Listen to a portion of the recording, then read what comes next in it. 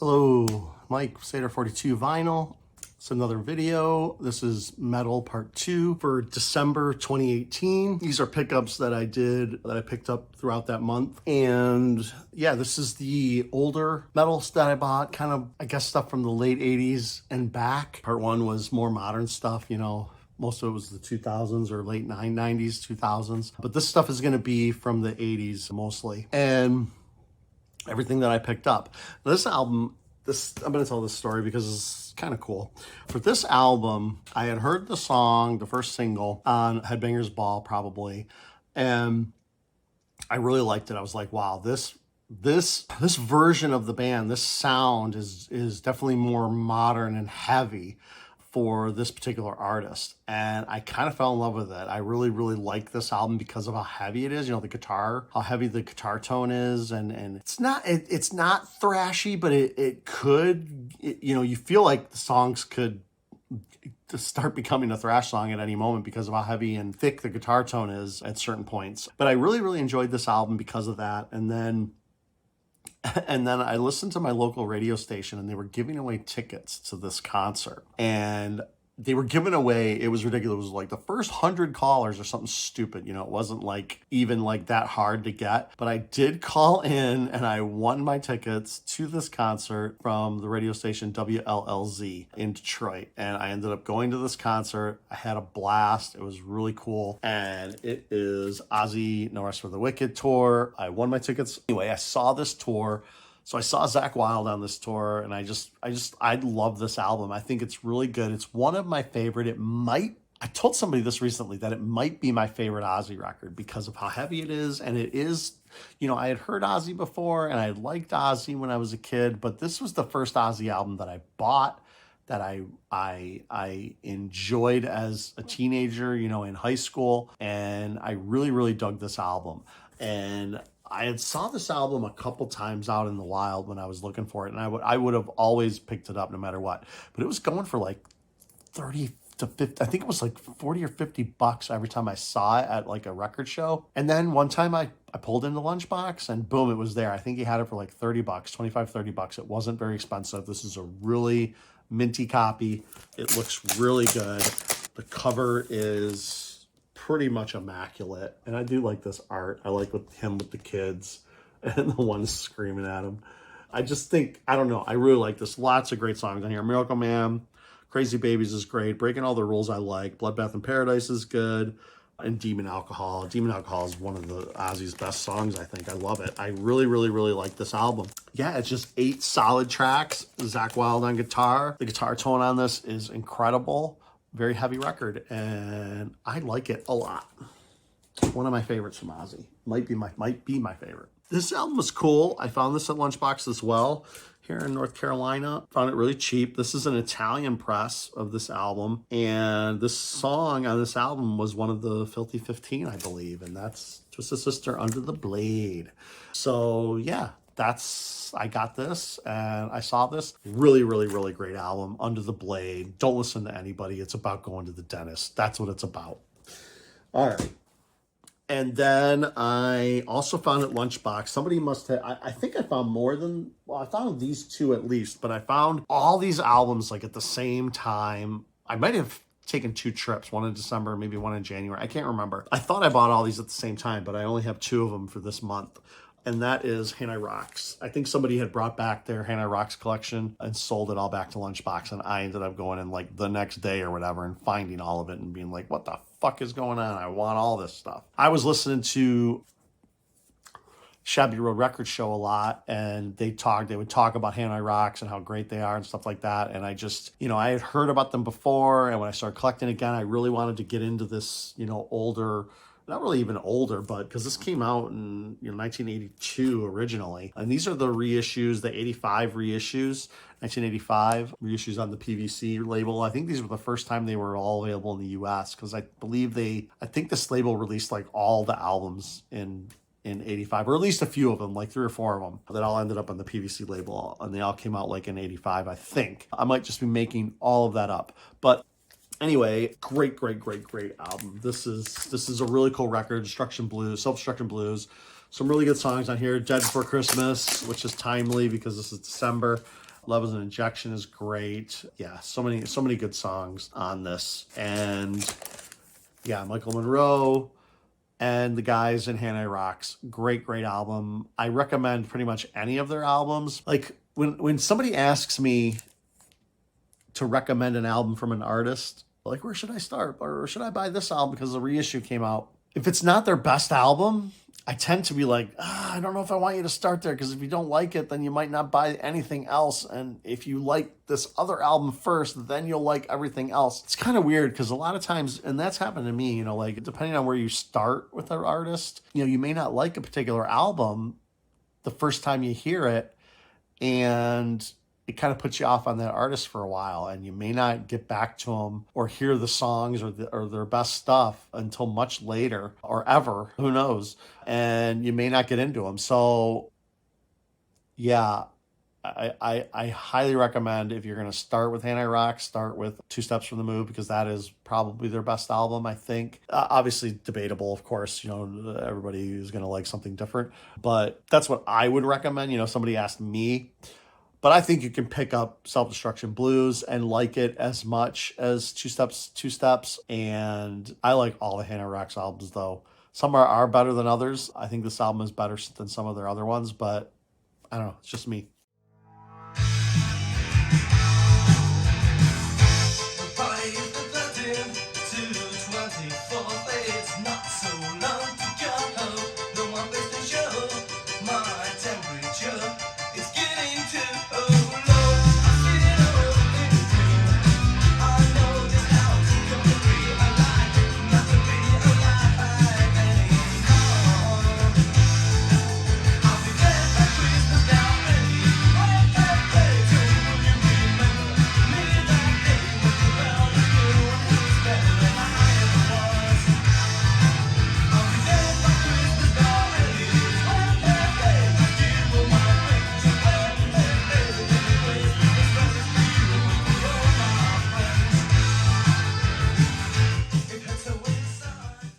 And I'm not a huge fan of live records, but I do like this album. Another Hanoi Rocks. This is the live, what is it called? All Those Wasted Years. This is the repress, because I guess the original press had like a white cover, and Wasted was spelled wrong. It had an I in there for some reason, Waisted or something like that. But this is a 2-album set, and this was a VHS tape or album that was recorded for video as well, and it was played on TV or something like that, maybe in Finland or whatever, or maybe the UK, I can't remember.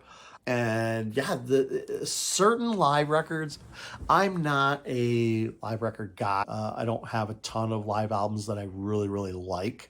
This is an exception to that. I have an exception for all my rules, of course, for every rule that, I think everybody does, right? I don't like country except for. So anyway, yeah, so live records, I don't like live records except for Hanoi Rocks, All Those Wasted Years. Great live record. Merry Christmas. Feel happy? Happy Christmas, eh? Let's hear it for the Hanoi Rocks. Come on.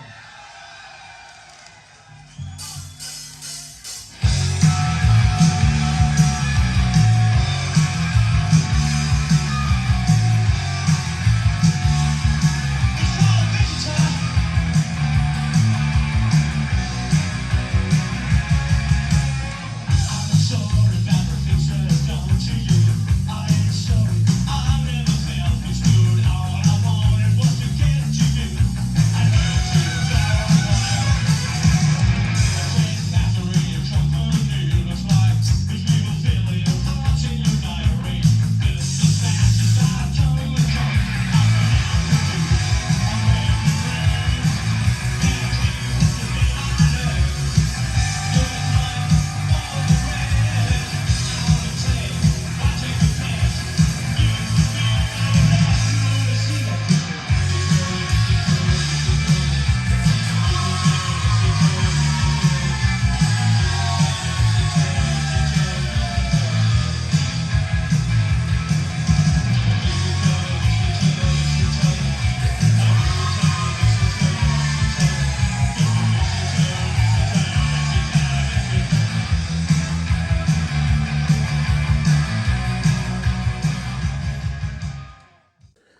All right, this band is cool. I like this band. This is Loudness, and this is Thunder in the East.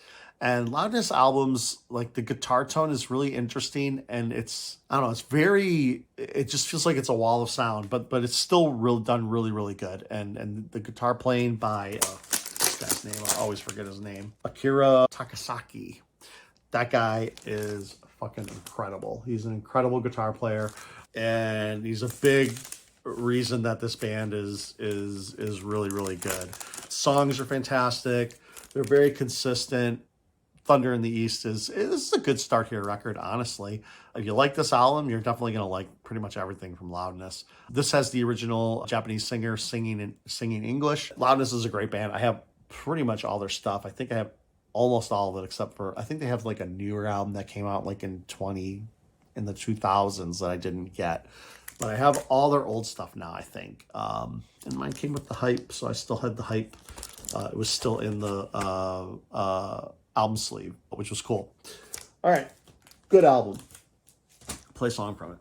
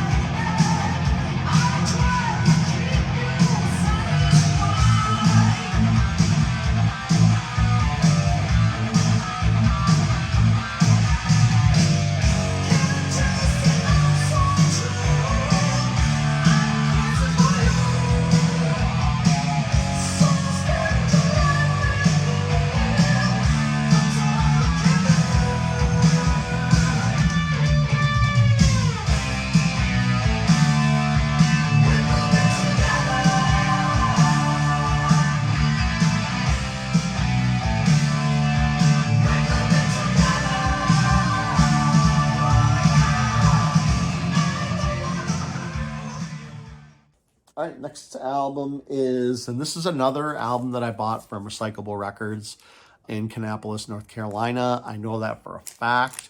I might have bought some other albums there that I'm not recalling, but I think I remember where I bought almost everything from. Almost everything. And this is Hellion. This is an album called Screams in the Night. This is their full length. Anne Boleyn is the singer. She actually became, I think she became a lawyer or something like that. But she's advocated for artists to get paid properly and stuff like that. So she was like kind of in management after this. But anyway, Hellion is kind of heavy metal, kind of in the same vein as Loudness, really, except, this is, I believe they're an LA band. But they're in that same vein, in a way, the same guitar tone in a way. They sound very similar to me when I listen to these guys back to back. I listened to the Loudness record recently and this one for the video. And I got this on the clear, which is really cool because there was only 1,000 copies pressed on clear, Coke bottle clear or whatever, and then the rest were black vinyl. So maybe the clear is, maybe there was more clear. I don't know. But yeah, I thought it was pretty cool that I found this at Recyclable and it was the clear vinyl. Pretty good stuff. Kind of straight up heavy metal.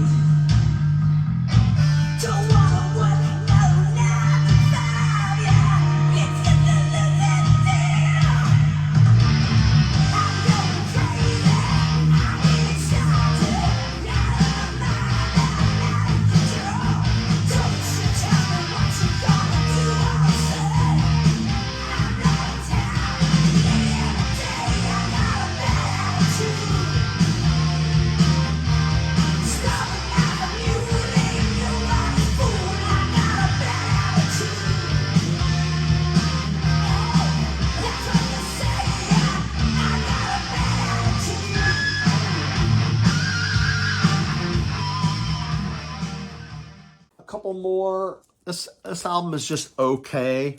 This is Yngwie. This is Rising Force. There's only 3 songs on here that have vocals on it. The rest is all instrumental, and it's a lot of noodling, a lot of wankery. At least this album, when I listened to it recently, there's some melody in there with the guitar parts, so, and he's taking some classical stuff, that you'll recognize and incorporating it into the music. So it's not completely 100%, all new music. There's some classical, classical songs or whatever that he reinterprets a little bit in some of the songs here. But the songs where there is a singer, they're pretty good. There's just, I kind of noticed that there really wasn't any like verse, chorus, verse, kind of thing. Like there was no real like melodic choruses or anything like that. So I wouldn't consider this like this. This gets labeled like power metal a little bit. I don't know if I would do that, label it that. This is a Netherlands press, so it has a really, really thin cover, kind of like the UK presses do. But yeah, it's just okay. I thought I kind of like Trilogy, and I kind of like really Rising Force. I think it was not Rising Force, Odyssey. I think it's called the glam metal one. The one with the hit single. I kind of that actually is my favorite Yngwie album because it's really good guitar playing. But it's also really good songs. So there's a lot of cool songs on there, and there's not a ton of wankery where it's just all. This is almost 100% just. If you want to listen to a fantastic guitar player play some amazing stuff, that's what you're going to get here. But as far as it being memorable, or in my case, re-listenable over and over and over, I'm not pulling this album out a lot. But I do, sometimes I get in the mood for something like this, and I will pull it out. And Yngwie is a great guitar player. Cannot deny that, of course. And the last one, this is an album, I think I found this in the dollar bin. This is like The Gods. This is kind of a fun album. This is kind of like Manowar for the hard rock. Manowar for hard rock is kind of what I would say. They're just like, hard rock is what we are. Like they're really pushing the hard rock lifestyle. So yeah, I guess I would say, they're it was like motorcycle music or whatever. I don't know. But it's not that bad. It's kind of a fun listen. And yeah, this is The Gods with a Z. I would say this is just okay. It's fun to listen to, and it's Manowar for hard rock. Look it up. For everything your parents ever warned you about. They think we're all junkies. But everybody's some kind of junkie. There's money junkie, booze junkie, dope junkie, sex junkie. And there's one thing that they don't understand. All of us, you and I, we're gods. And gods are rock and roll junkies. Now every night we in a different town. Every night we get high. Every night we rock and roll. Every night we go crazy and we know we're killing ourselves. But it feels so good. They tried to tell us that rock and roll was dead. But God's rock and roll ain't dead. Rock and roll's why we're all here. Rock and roll's why we got long hair and get high. Rock and roll's why we dress the way we do. Rock and roll's why we move the way we do. Rock and roll has turned us into something that they can't stand, but rock and roll has created us. Rock and roll has made us machines. We can't see straight. We can't think straight. We can't hear straight. Can't feel nothing, got no heart or soul. But we're gods. And someday there'll be thousands of us. Thousands of gods, thousands of machines. More of us than there is of them. They can't stop the gods' rock and roll machine. Stop the machine. Machine. The gods are rock and roll machines. The gods are rock and roll machines. No hearts, but at least we're machines. The gods are rock and roll machines. The gods are rock and roll machines. The gods are rock and roll machines. The gods are rock and roll machines. The gods are rock and roll machines. And that's it. That's all I bought for the older metal for December 2018. I think the next videos I do are going to be like my top 10s of 2023. I think I want to do like top 5s of the years that I've already done of my record collection, because we're going to go into 2019, or I'm going to go into 2019. There isn't a whole lot of we here right now. I know I get a few views, but I don't think people are finishing these videos. They're just too long, and I don't know if I'm interesting enough. But anyway, I keep doing them anyway because I kind of want to document my collection. And this is fun. It gives me a reason to listen to my records and just to hear myself talk about them, I guess, as well. All right, cool. Thanks. Bye.